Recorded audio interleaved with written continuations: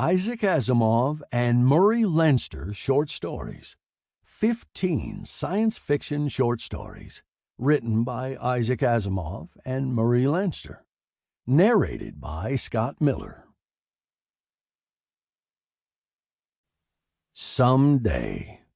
Lost sci-fi short stories from the 1940s, 50s, and 60s. Book 159. Written by Isaac Asimov.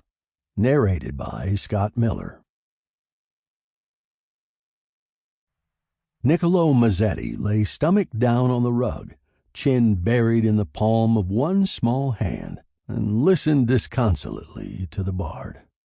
There was even the suspicion of tears in his dark eyes, a luxury an 11-year-old could allow himself only when alone.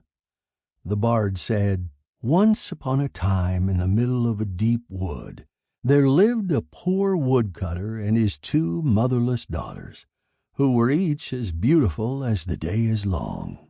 The older daughter had long hair as black as a feather from a raven's wing, but the younger daughter had hair as bright and golden as the sunlight of an autumn afternoon.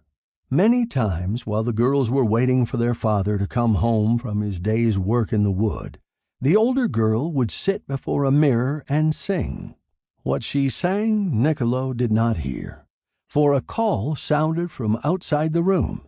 'Hey, Nicky!' And Niccolo, his face clearing on the moment, rushed to the window and shouted, 'Hey, Paul!' Paul Loeb waved an excited hand. He was thinner than Niccolo, and not as tall. For all, he was 6 months older. His face was full of repressed tension, which showed itself most clearly in the rapid blinking of his eyelids. 'Hey, Nicky, let me in. I've got an idea and a half. Wait till you hear it.' He looked rapidly about him, as though to check on the possibility of eavesdroppers, but the front yard was quite patently empty. He repeated in a whisper, 'Wait till you hear it.' 'All right, I'll open the door.'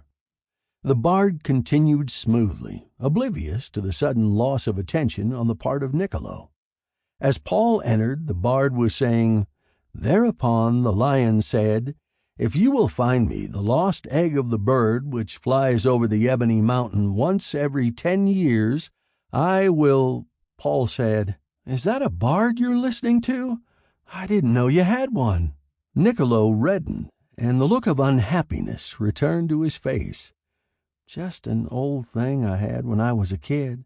It ain't much good." He kicked at the bard with his foot. Sample complete.